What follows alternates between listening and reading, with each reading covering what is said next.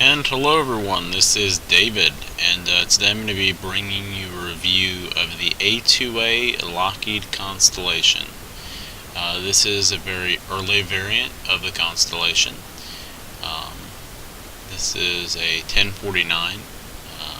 There was also the 749, the 1049, and this is finally the 1649. Constellations, basically kind of stretched versions of the airplane throughout its production cycle. This is the earliest. This design actually dates to later in World War II with the C-69, which saw very limited use in World War II. Anyway, done with the history lesson, down to the airplane. A2A is known for making some of the best add-ons available for flight sim, and they've continued through with that tradition in this airplane. It's absolutely beautiful. It flies really nicely. I've never flown a Constellation. They're very rare, but I have flown DC-3s. I do have a little bit of time in DC-3s. And what shocked me so much coming from general aviation airplanes, or even like a Citation, is how heavy the controls in one of these old classic airplanes are, especially like the DC-3. There was no hydraulic assist, anything like that.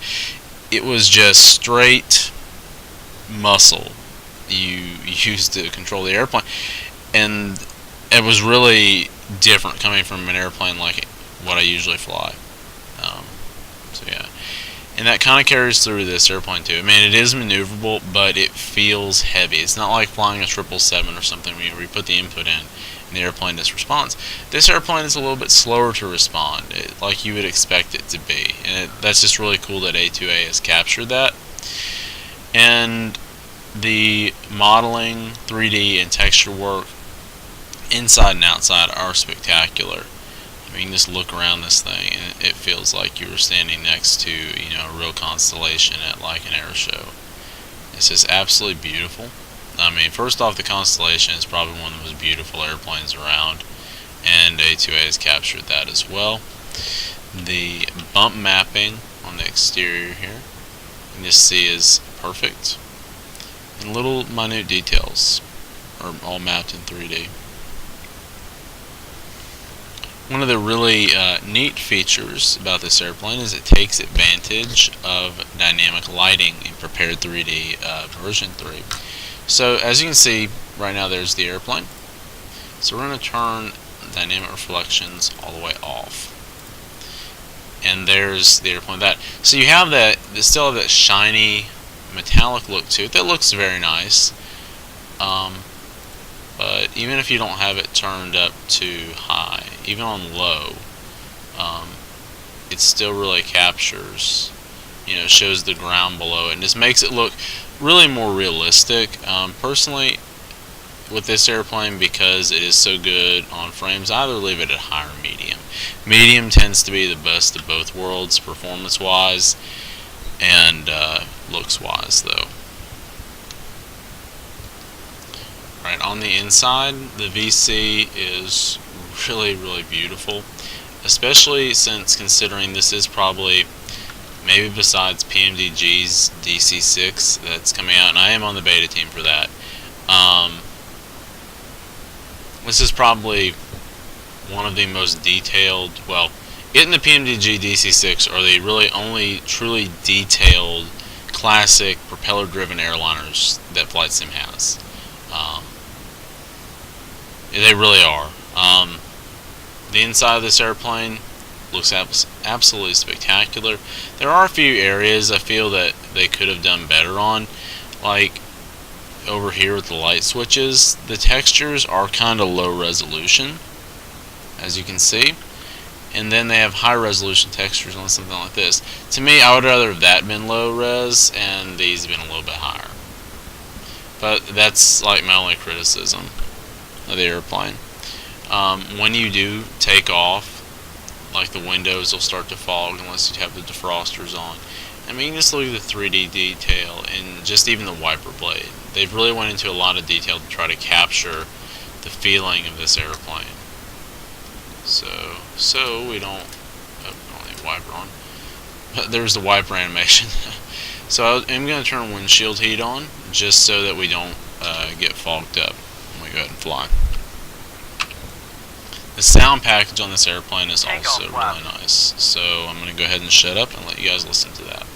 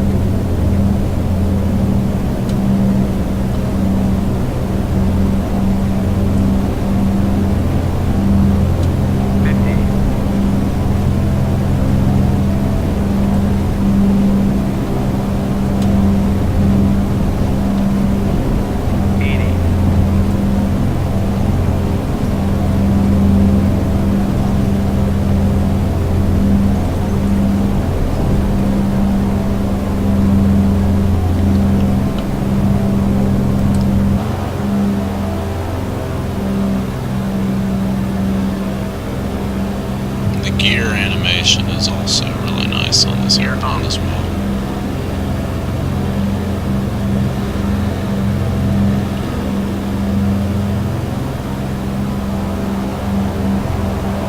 And for anyone wondering, the scenery I'm using is Orbix's OG39.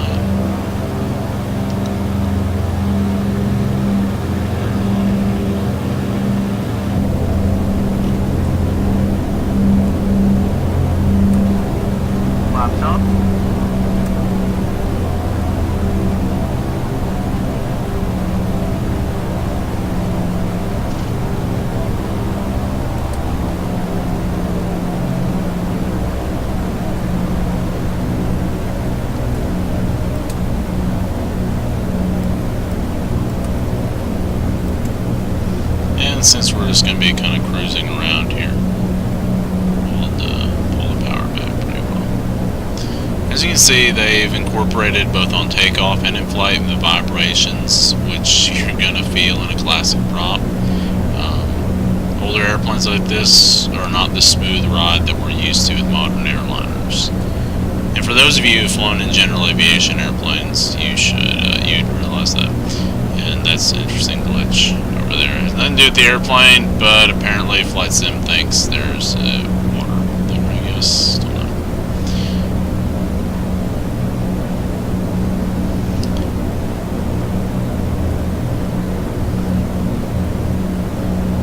Yeah, the airplane, the flight dynamics of the airplane, but you can see like right there, what I'm saying is the airplane responds, somewhat slowly, but it's what you'd expect from an airplane this large. And as you can see, the performance is really good. And I think that may be why them getting those weird texture fill-ins is because for some reason my frame limiter has become disabled in NVIDIA Inspector.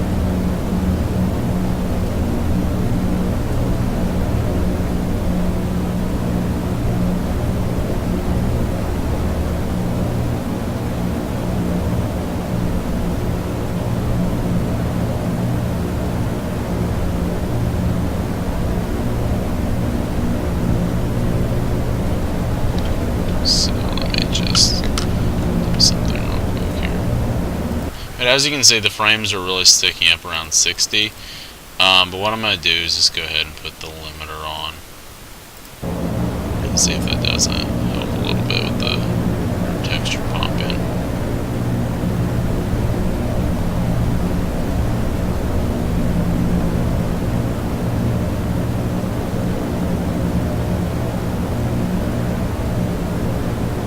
Not particularly. And that's kind of weird. I actually haven't had this issue before, so I'm not really sure what's up with that.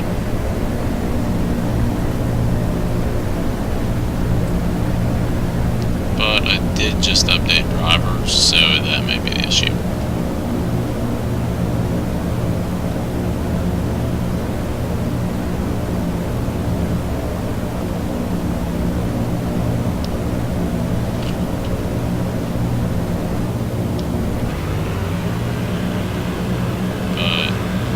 The airplane just looks absolutely beautiful in the air, and you can just see the ground textures reflecting in the polished aluminum.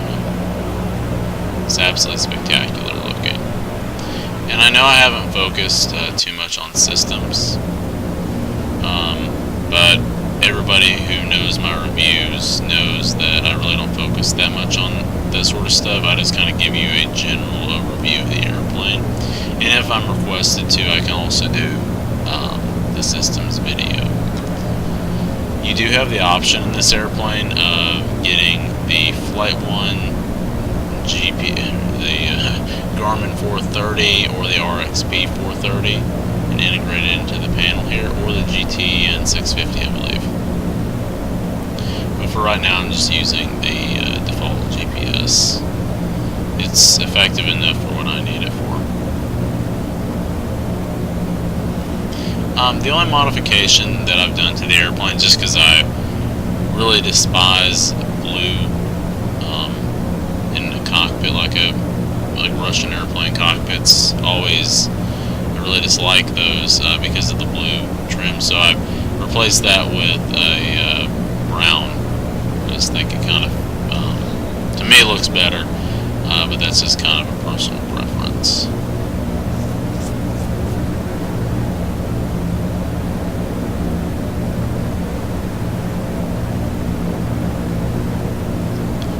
So what I'm going to do is I'm going to go ahead and bring the airplane in for a landing, and then I'll show you all the night lighting effects.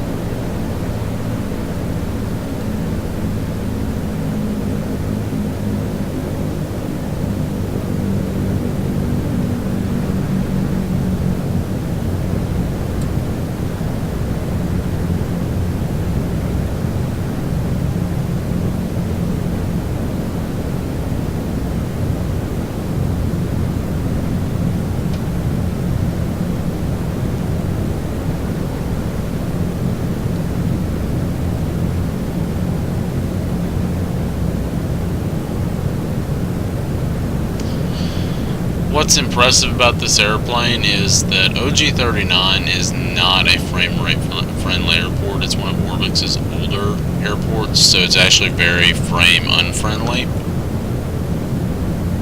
But really the sim is able to take it in stride because this airplane is made so efficiently.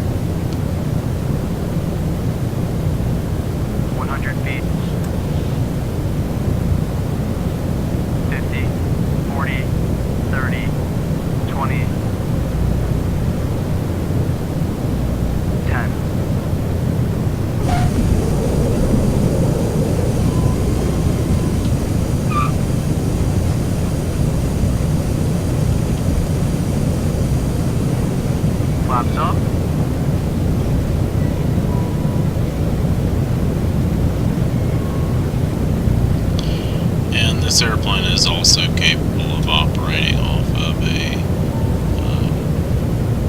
relatively short runway. You'll have to excuse my poor taxiing there. Right now I have one brake pedal working on my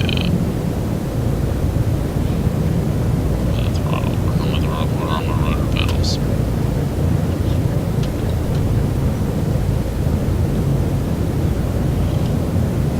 One thing I do like is that they offer a configurator. A2A does. So it lets you control, if you have two throttles, the left and right engines independently.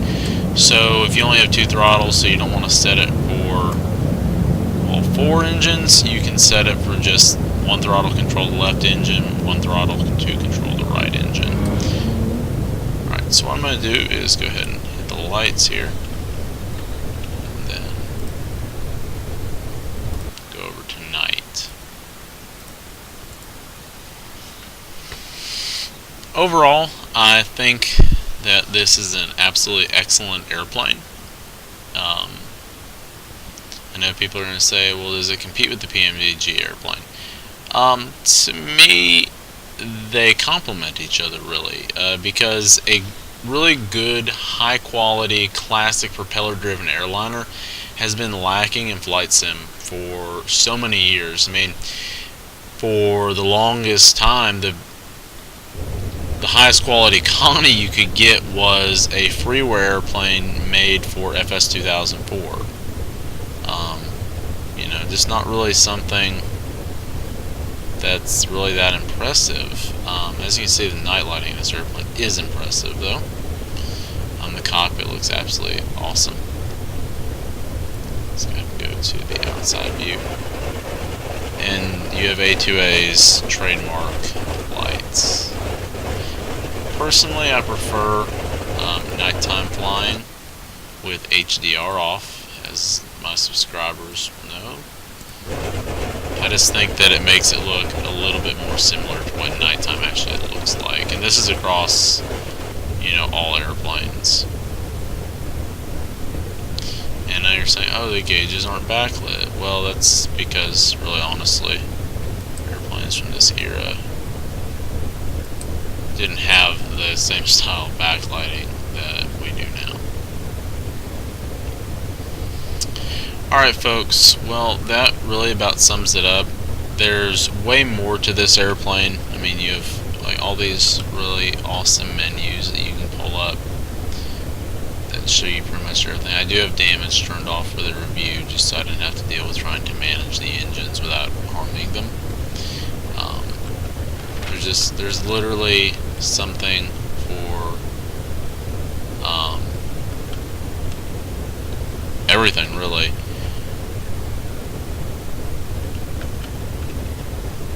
Yes, this is an absolutely awesome airplane. Like I said, I don't think that the PMDG airplane is a competition. And it's not because the PMDG airplane isn't great. It is. I can tell you that. It's an awesome airplane. Just like it is an X-plane. But like I said, they complement each other. I would have both of these airplanes in my hangar. Just because I love classic props. And the person that's going to buy this airplane and the PMDG airplane love classic props. If you don't, chances are you're not going to buy the airplane. So you're going to want both, to be completely honest with you. Maybe have a somewhat sketchy freight operation up in Alaska or the Caribbean. Yeah. So that about sums it up, folks. I hope you've enjoyed the review. I know reviews are kind of slow right now. I'm just super busy at work. That said, hope everybody enjoyed. Have a good one.